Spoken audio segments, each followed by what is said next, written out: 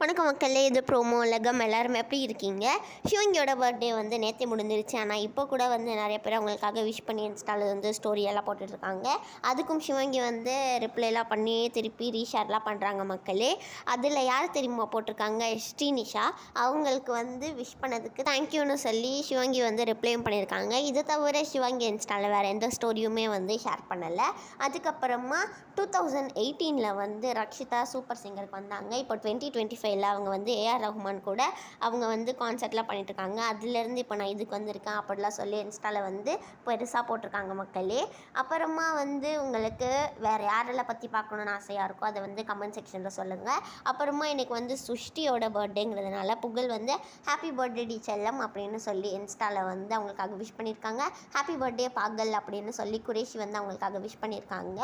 இந்த வீடியோ உங்கள் எல்லாருக்குமே பிடிச்சிருந்தா மறக்காமல் லைக் பண்ணி ஷேர் பண்ணிவிடுங்க.